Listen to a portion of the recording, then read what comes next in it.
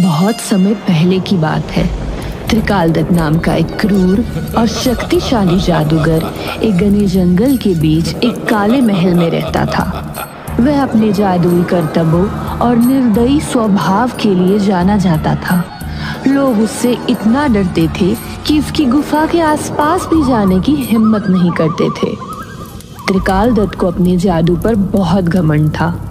उसे लगता था कि वह अमर है और कोई भी उसे हरा नहीं सकता। लेकिन उसकी एक कमजोरी भी थी। उसकी सारी जादुई शक्तियां एक विशेष क्रिस्टल में बंद थी, जिसे उसने खुद एक रहस्यमयी गुफा में छुपा दिया था। ये क्रिस्टल उसकी ताकत का सूत्र था। लेकिन त्रिकालदत्त इतना घमंडी था कि उसने अपनी शक्तियों को छिपाने के बाद जगह याद रखने की जहमत नहीं उठाई।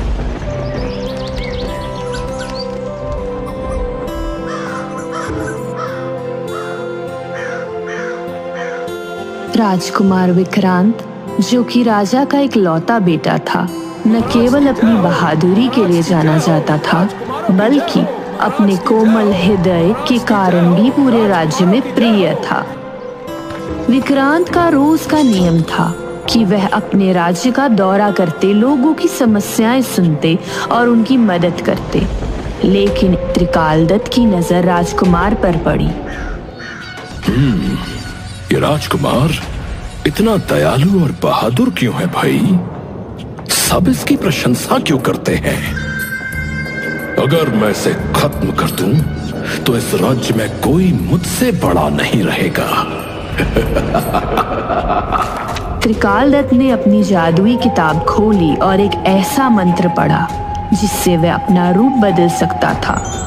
उसने खुद को एक बूढ़े भिखारी का रूप दिया और चंद्रनगर के महल की ओर चल दिया। महल के बगीचे में राजकुमार विक्रांत टहल रहे थे। उन्होंने देखा कि बूढ़ा आदमी धीरे धीरे उनकी ओर आ रहा है। कौन हो तुम? महाराज, मैं एक बूढ़ा और असहाय व्यक्ति हूँ। मुझे आपकी सहायता की आवश्यकता है। इन्हें भोजन और पानी दो। मुझे भोजन नहीं चाहिए राजकुमार, मुझे आपकी सहायता चाहिए। मैं तुम्हें एक ऐसी जगह दिखाना चाहता हूँ जहाँ एक रहस्यमयी खजाना छुपा हुआ है। वो खजाना तुम्हारे राज्य को और भी समृद्ध बना सकता है। अगर ये खजाना सच में इतना मूल्यवान है, तो मैं इसे अपने राज्य के लिए अवश्य लाऊंगा। उन्होंने तुरंत जाने का निर्णय लिया। बूढ़ा आदमी यानी त्रिकालदत्त राजकुमार को जंगल की गहराइयों में ले गया। रास्ते में विक्रांत ने कई सवाल पूछे, लेकिन त्रिकालदत्त ने उन्हें टाल दिया। बाबा, हमें चलते हुए काफी वक्त बीत गया है। और कितना दूर है खजाना? अरे राजकुमार, धैर्य धरो। अब तो बस हम मंजिल तक पहुंचने वाले हैं, समझो। अच्छा बाबा, आपको इस खजाने का कैसे पता चला था? दिमाग खा लिया इसने प्रश्न पूछ पूछ कर। अब इसे क्या बताऊं? अरे बेटा, मुझे एक स्वप्न में दिखा ये खजाना, और उसके बाद कई किस्से कहानियों में भी इसका जिक्र है।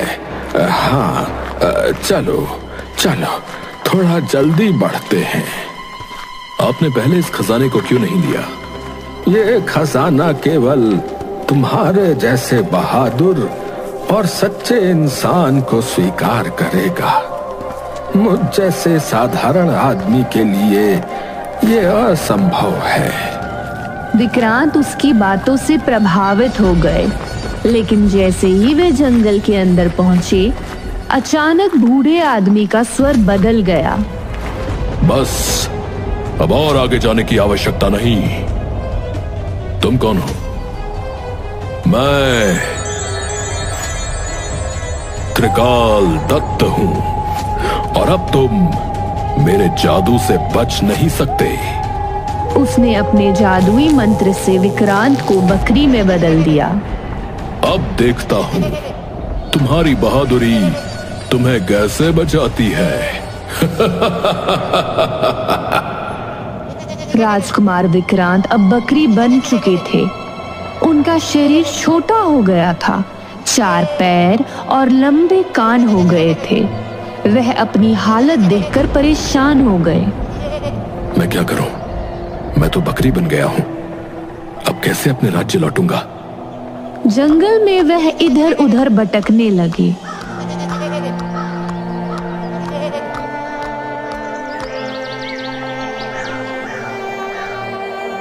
कुछ दिन बाद वह भूखे प्यासे और कमजोर हो गए। एक दिन गांव के कुछ लोग उन्हें पकड़ने के लिए दौड़े। अरे कितनी मोटी बकरी है, इसे बेच देंगे, अच्छा पैसा मिलेगा। विक्रांत को अपनी जान बचाने के लिए भागना पड़ा। अब ये क्या मुसीबत है? भागो राजकुमार, नहीं तो तुम्हारा कीमा बनाकर खा जाएंगे ये। वह दौड़ते दौड़ते जंगल के और गहरे हिस्से में पहुंच गए। जंगल के गहरे हिस्से में एक झरने के पास उन्होंने पानी पीने के लिए रुकने का फैसला किया।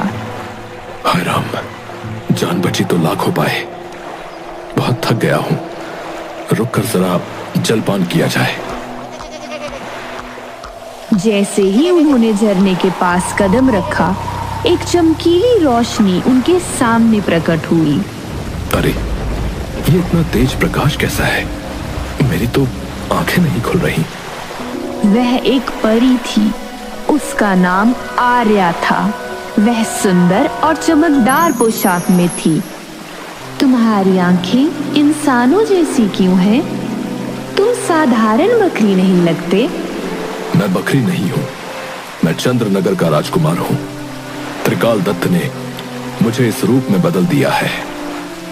आर्या ने उनकी बात ध्यान से सुनी और कहा, त्रिकाल दत्त बहुत खतरनाक है, लेकिन अब वह अपनी सारी जादुई शक्तियां खो चुका है।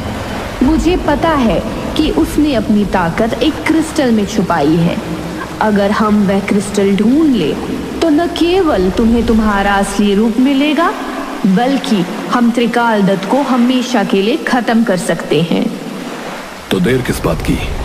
हमें जल्दी ही उस क्रिस्टल को ढूंढना होगा। आर्या और विक्रांत ने मिलकर गुफा की खोज शुरू की। वह एक गहरी खाई के पास पहुंचे। पुल की रक्षा एक राक्षस कर रहा था। अगर तुम्हें ये पुल पार करना है तो मेरी पहेली का जवाब दो।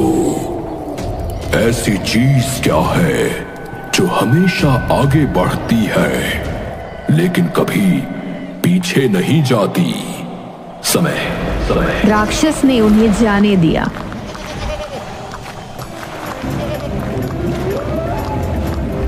अगर तुम इस झील को पार करना चाहते हो तो मुझे एक पहेली का जवाब दो। ऐसी चीज क्या है जो हमेशा देखी जा सकती है लेकिन छुई नहीं जा सकती? आर्या ने मुस्कुराते हुए कहा, आकाश। मगरमच्छ ने रास्ता दे दिया। तुम्हें अंदर जाने के लिए मुझे यह बताना होगा कि ऐसी चीज क्या है जो बिना पंखों के उड़ सकती है। विचार। सांप ने गुफा का दरवाजा खोल दिया। तभी उन्होंने एक पेड़ पर बैठे हुए एक चमकदार सुनहरे पक्षी को देखा। वह पक्षी इंसानों की भाषा बोल रहा था। तुम कौन हो और यहाँ क्या कर रहे हो?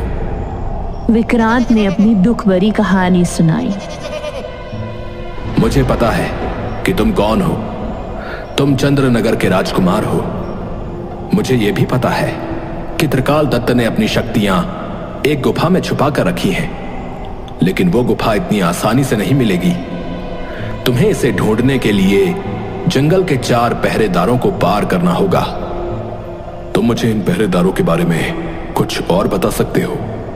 मैं केवल इतना बता सकता हूं कि हर पहरेदार तुमसे एक प्रश्न पूछेगा। अगर तुम सही जवाब दोगे तो तुम्हें आगे बढ़ने दिया जाएगा, लेकिन अगर तुम जवाब नहीं दे सके तो तुम कभी वहां तक नहीं पहुंच पाओगे। अगर तुम कभी फंस जाओ तो ये मंत्र पढ़ना, ये तुम्हारी थोड़ी मदद करेगा। विक्रांत ने पक्षी का धन्यवाद किया और अपनी यात्रा जारी रखी। अपनी यात्रा के दौरान विक्रांत और आर्या एक झील के किनारे पहुंचे। झील में एक नाव थी, लेकिन उसमें बैठने से पहले एक बूढ़ी औरत ने उन्हें रोका। अगर तुम ये झील पार करना चाहते हो तो मुझे एक खेल में हराना होगा। कैसा खेल? यह पत्थर पानी की सतह पर तैरते हैं।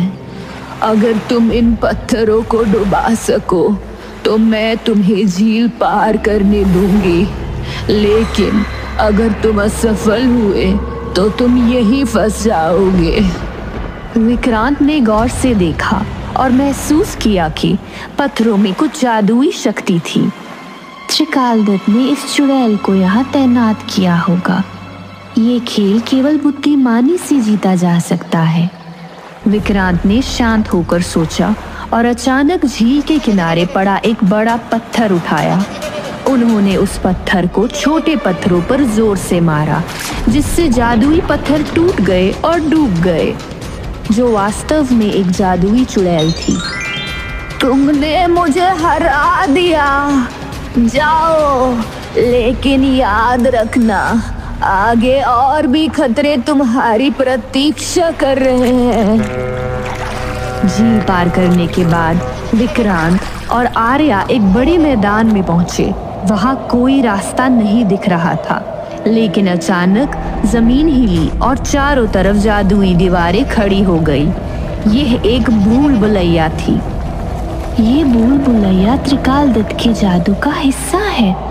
अगर हम सही रास्ता नहीं ढूंढ पाए तो हम हमेशा के लिए यहाँ फंस जाएंगे। भूल भुलैया के अंदर हर कोने पर डरावनी आवाजें गूंज रही थी। अचानक दीवारों पर चमकते हुए शब्द दिखाई दिए। अगर बाहर जाना चाहते हो तो बताओ, मैं घड़ी की तरह चलता हूं, पर घड़ी नहीं हूं। मैं समय बताता हूं, पर मेरे पास सुइयां नहीं है। मैं क्या हूं? सूरज। जवाब सही था। दीवारें हिली और एक दरवाजा खुल गया।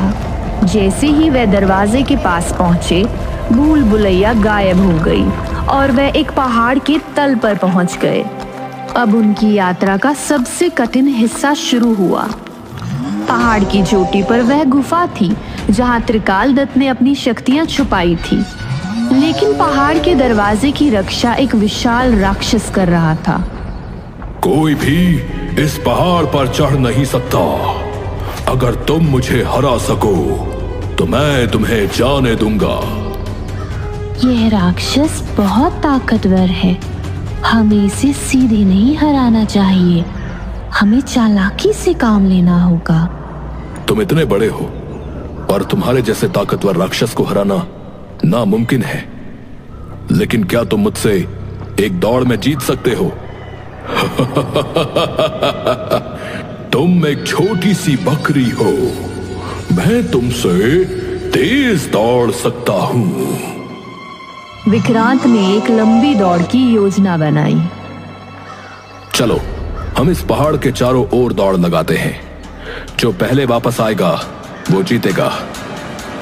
राक्षस ने दौड़ना शुरू किया, लेकिन विक्रांत और आर्या ने एक छोटा रास्ता चुना और गुफा के पास पहुंच गए। राक्षस जब तक वापस आया तब तक दरवाजा खुल चुका था। राक्षस को धोखा देने का एहसास हुआ, लेकिन तब तक बहुत देर हो चुकी थी। गुफा के अंदर प्रवेश करने के बाद विक्रांत और आर्या ने देखा कि गुफा के बीचों बीच एक चमकता हुआ क्रिस्टल रखा था, लेकिन जैसे ही वह उसे छूने की कोशिश करते, गुफा में चारों ओर से त्रिकालदत्त की आवाज गूंजने लगी। तुमने यहाँ तक पहुँचने की हिम्मत कैसे की? उसने प्रेतों का एक समूह गुफा में भेजा। वह प्रेत हवा में उड़ते हुए विक्रांत और आर्या पर हमला करने लगे। आर्या ने अपनी जादुई शक्तियों से प्रेतों को रोकने की कोशिश की, लेकिन उनकी संख्या लगातार बढ़ती जा रही थी। विक्रांत ने अपने आसपास देखा और गुफा में रखे एक बड़े शीशे को प्रेतों की तरफ घुमाया। प्रेत जैसे ही शीशे में देखे, वे तुरंत गायब हो गए। तुम्हारे प्रेत अब तुम्हारी सहायता नहीं कर सकते त्रिकाल दत्त। त्रिकाल दत्त ने खुद गुफा में प्रवेश किया और क्रिस्टल को बचाने की कोशिश की, लेकिन विक्रांत और आर्या ने मिलकर उसकी छड़ी तोड़ दी। जैसे ही छड़ी टूटी, त्रिकाल दत्त की सारी ताकत खत्म हो गई। नहीं। त्रिकाल दत्त, जो अब क्रोधित और भयभीत था, गुफा के अंदर चारों ओर मंडरा रहा था। उसकी चमकती हुई आंखें गुफा में जलते अंगारों जैसी दिख रही थी।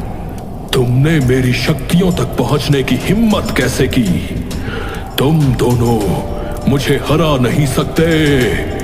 मैं त्रिकाल दत्त हूं, जो अमर है। त्रिकाल दत्त ने अपनी शेष बची ऊर्जा से एक बड़े धुएं का गोला बनाया और उसे विक्रांत और आर्या की तरफ फेंका। गुफा के अंदर हलचल मच गई, जैसे पूरा पहाड़ हिलने लगा हो। आर्या ने तुरंत अपनी जादुई छड़ी उठाई और एक अदृश्य डाल बनाई, जिसने त्रिकाल दत्त के हमले को रोक दिया, लेकिन डाल कमजोर हो रही थी। आर्या ने कहा, विक्रांत, अब समय आ गया है। तुम्हें क्रिस्टल को छूना होगा और मंत्र पढ़ना होगा। यही एक तरीका है जिससे हम त्रिकाल दत्त को खत्म कर सकते हैं। विक्रांत, जो अब पूरी तरह आत्मविश्वास से भरे हुए थे, क्रिस्टल की ओर बढ़े, लेकिन जैसे ही उन्होंने क्रिस्टल को छूने की कोशिश की, अगर तुमने इसे छुआ तो मैं तुम्हारे राज्य को तबाह कर दूंगा। तुम्हारा जादू अब खत्म होने वाला है त्रिकाल दत्त। तुम्हारी क्रूरता का अंत आज होगा। उन्होंने क्रिस्टल को अपनी मुट्ठी में कस लिया और आर्या द्वारा सिखाए गए मंत्र को पढ़ा। जैसे ही मंत्र पूरा हुआ, क्रिस्टल से तेज रोशनी निकलने लगी। यह रोशनी इतनी शक्तिशाली थी कि गुफा में सब कुछ हिलने लगा। नहीं, नहीं, ये नहीं हो सकता। मेरी शक्तियां, मुझे मेरी शक्तियां वापस दो।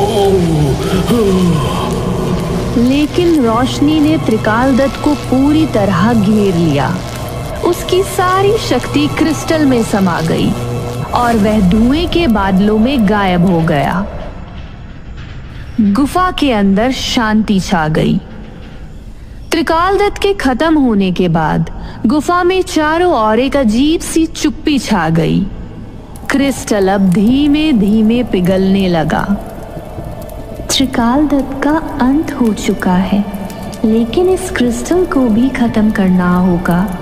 इसमें बचे हुए जादू का उपयोग कोई और बुरी आत्मा कर सकती है। विक्रांत ने सहमति जताई। आर्या ने अपने जादू का उपयोग कर क्रिस्टल को गुफा की गहराई में फेंक दिया, जहां वह हमेशा के लिए लावा में डूब गया। तुमने मुझे हराया, लेकिन मेरी बुराई इस दुनिया से कभी नहीं मिटेगी। मैं हमेशा रहूंगा एक डरावनी याद बनकर।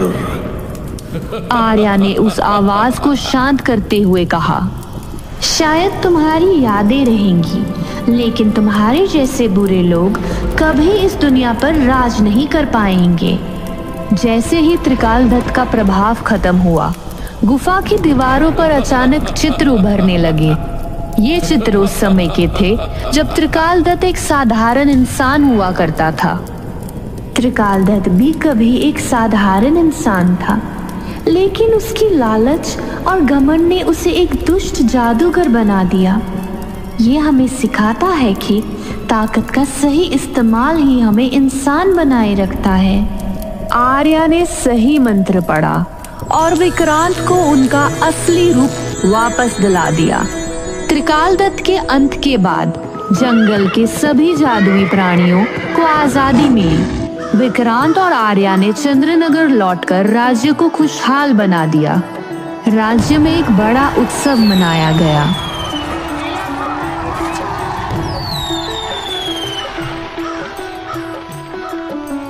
तुमने मुझे और मेरे राज्य को बचाया। मैं तुम्हारे बिना ये सब नहीं कर पाता। यह मेरी जिम्मेदारी थी, लेकिन अब मैं तुम्हारे राज्य का हिस्सा बनकर तुम्हारे साथ काम करना चाहती हूँ। दोनों ने साथ मिलकर राज्य को समृद्ध बनाया और हमेशा के लिए खुशहाल जीवन जिया।